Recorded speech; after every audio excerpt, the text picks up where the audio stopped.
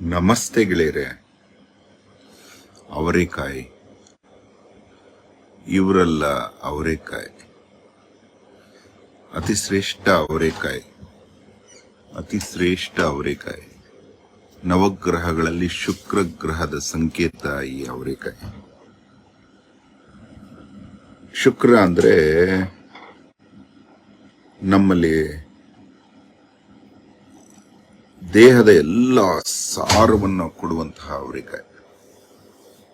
ಆರೋಗ್ಯದ ರಾಜ ಅವರೇಕಾಯಿ, ವಾತ ಪ್ರಕೋಪಿ ಅವರೇಕಾಯಿ.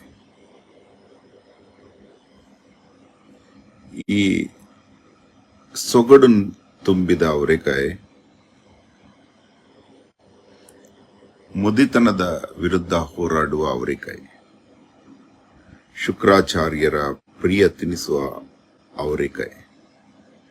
ನಾವು ಅವರೇಕಾಯಿ ಸೀಸನ್ ಅಂತ ಬರೋದು ನಮ್ಮ ಹಳ್ಳಿಯಲ್ಲಿ, ಕೋಲಾರ ಜಿಲ್ಲೆ ಬಾಗೇಪಲ್ಲಿ ತಾಲೂಕು, ಈಗ ಚಿಕ್ಕಬಳ್ಳಾಪುರ ಜಿಲ್ಲೆ. ಊರೆಲ್ಲ ಅವರೇಕಾಯೇ ಬೆಳೀತಾ ಇದ್ರು. ಬೆಳಗಿನ ಜಾವ 5 ಗಂಟೆಗೆ ಹೋಗಿ ಅವರೇಕಾಯಿ ಕಿತ್ಕೊಂಡ್ಬರೋ ನಮ್ಮ ತಾಯಿ ಜೊತೆ ಹೋಗಿ ಅವರೇಕಾಯಿ ಸುಲಿತಾ ಇದ್ವಿ. ಎಷ್ಟೊಂದು ವಿಷಯ ಆವಾಗಲೇ ತಿಳಿತಿತ್ತು. ಇವಾಗೆಲ್ಲ ಪೆಸ್ಟ್ ಕಂಟ್ರೋಲ್ ಬಂದು ಅವರೇಕಾಯಲ್ಲಿ ಹುಳ ಸಿಗೋದಿಲ್ಲ. ಆಗ ಜನ ಹುಳ ತೆಗಿತಾ ಇದ್ರು. ಹುಳ ಇಷ್ಟಿಷ್ಟು ಉದ್ದ ಇರೋದು. ಇವತ್ತು ಹುಳ ಸಿಕ್ತು, ಅದಕ್ಕೆ ಹೇಳೋಣ ಅಂತ. ಇದು ಸ್ವಲ್ಪ ನಮ್ಮ ಅವರೇಕಾಯಿಗಿಂತ ಚಿಕ್ಕ ಸೈಜ್ ಇರುತ್ತೆ. ಇದನ್ನ ಸೂರತಿ ಪಾಪಡಿಯ ಅಂತಾರೆ. ನಮ್ಮ ಅವರೇಕಾಯಿ ದೊಡ್ಡದಿರುತ್ತೆ. ಎಷ್ಟು ಚೆನ್ನಾಗಿರುತ್ತೆ ನೋಡಿ. ಇದರಲ್ಲಿ ಒಂದು ಹುಳ ಇದೆ. ಈ ಹುಳ ಪಾಪ ತುಂಬಾ ಉಪಕಾರಿ. ಇದು ಸಂಜೀವಿನಿ ಹುಳಕ್ಕೆ ಆಹಾರನೂ ಅಂತಾರೆ. ಇದು ಚಿಟ್ಟೆ ಅಂತಾಗುತ್ತದೆ ಮುಂದಿನ ಜೀವನದಲ್ಲಿ.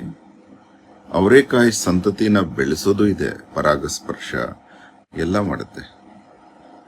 ಇದು ಅದರ ಪಾಲ ತಗೊಳತ್ತಷ್ಟೇ.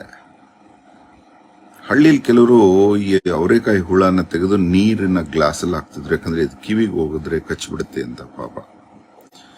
ಆದ್ರೆ ನಮ್ಮ ತಾತ ಒಂದು ಮಾತು ಹೇಳೋರು, ಹುಳನ್ ನೋಡಿ ಅವರೇಕಾಯಿ ಕಂಡಿಡಿಯೋ. ಹುಳ ದಷ್ಟಪುಷ್ಟವಾಗಿದ್ರೆ ಅವರೇಕಾಯಿ ಕ್ವಾಲಿಟಿ ಚೆನ್ನಾಗಿದೆ. ಹುಳನ ಯಾವತ್ತು ಕೊಲ್ಲಬೇಡಿ.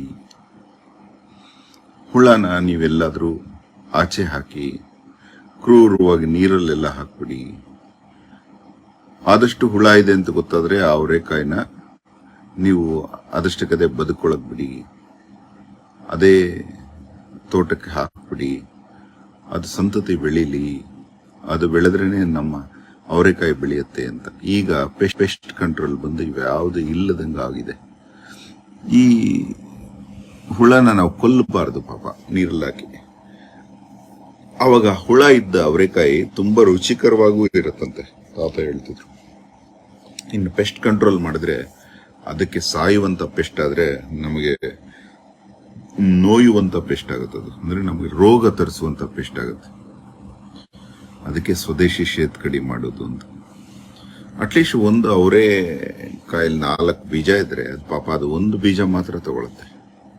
ಮಿಕ್ಕಿರೋದು ಕೂಡ ನೀವು ಬಳಸ್ಕೋಬಹುದು. ಈ ವಿಚಾರ ನಿಮ್ಗೆ ಹೇಳ್ಬೇಕು ಅನ್ನಿಸ್ತು.